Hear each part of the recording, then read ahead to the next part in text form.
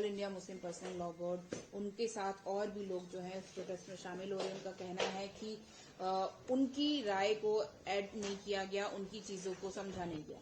ये केवल सियासी तौर से विरोध हो रहा है। अभी तो एक्ट भी नहीं आया।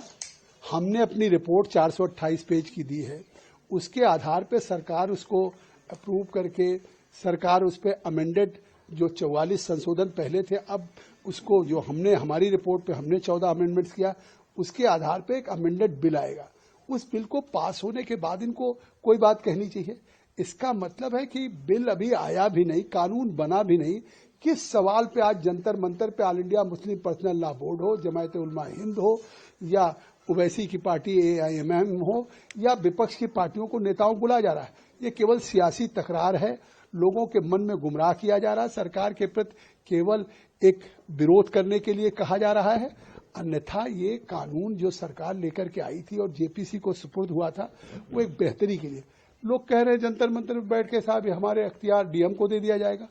कहीं नहीं DM को। अगर कोई डिस्प्यूट होगा वक्फ की प्रॉपर्टी के साथ और किसी का चाहे किसी सरकार के साथ या किसी और के साथ, अब DM को अधिकार नहीं होगा। DM से ऊपर चाहे कोई राज्य सरकार का सेक्रेटरी होगा, कमिश्नर होगा। और यहां तक कि ट्रिब्यूनल में अगर कोई एग्रीव्ड है तो उसको हाईकोर्ट सुप्रीम कोर्ट जाने का उसको अवसर मिलेगा और बेहतर कानून बनाया जा रहा है। इसके बाद भी मुझे तो आश्चर्य है कि किसी एक सवाल को तो बता दें कि इस हमारी रिपोर्ट में उनके हितों पे कुठाराघात होगा या हमने ऐसा कोई प्राविधान किया है जिसपे वो सवाल उठा करके देश को गुमराह कर रहे हैं कि साहब मस्जिद और खानका कब्रिस्तान ये चली जाएंगी।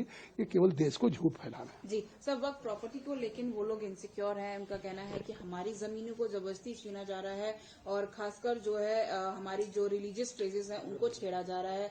और साथ ही ये भी है कि किस तरह से हम लोग को जो है दबाया जा रहा है। और उन्होंने बोला अगर हमारी मांगे नहीं पूरी होती हैं तो शाहीन बाग या जो और प्रोटेस्ट हुई है CAA को लेकर इस तरह की प्रोटेस्ट की जाएंगी। देखिए, वक्फ की जमीनों को कोई छीनने नहीं जा रहा है।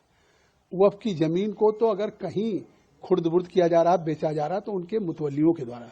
क्या कहीं सरकार ने वक्फ की जमीन को बेचा है? किसी हिंदू ने बेचा है? अगर कहीं भी कोई खुर्द-बुर्द हो रहा है, कोई अगर उसको डिस्पोज किया जा रहा है तो वही मुतवल्ली, वही केयरटेकर, वही वक्फ बोर्ड से जुड़े हुए लोग हैं। आज ये अगर अमेंडमेंट आ रहा है तो इस बेहतरी के लिए आ रहा है कि अब वक्फ की प्रॉपर्टी को कोई बेच नहीं पाएगा। वो रजिस्टर्ड होगी, वामसी पोर्टल पे होगा। उसका लाभ गरीब, पसमानदा बच्चों, अनाथ, विधवाओं को मिले। और ये कहना कि अगर ये कानून पास हो गया तो शाहीन बाग बना देंगे, इस तरह की धमकियां तो पहले भी आई। जब आर्टिकल 370-35A हो रहा था तो ऐसी धमकियां आ रही थी कि जम्मू कश्मीर में खून की नदियां बह जाएंगी। लेकिन आज दुनिया का सबसे फेवरेट डेस्टिनेशन हो गया जब गृह मंत्री जी लेकर के सदन में आए थे और पास हुआ मोदी जी के नेतृत्व में। आपने देखा कि 3 तलाक था, उस समय भी इसी तरह जंतर मंतर पे विरोध हो रहा था।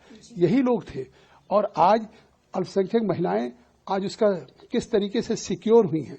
तो जिस तरह से महिलाओं के उनकी जिंदगी को, हक हकूक को सिक्योर किया गया, अब वक्फ की प्रॉपर्टी को भी सिक्योर करेगी सरकार।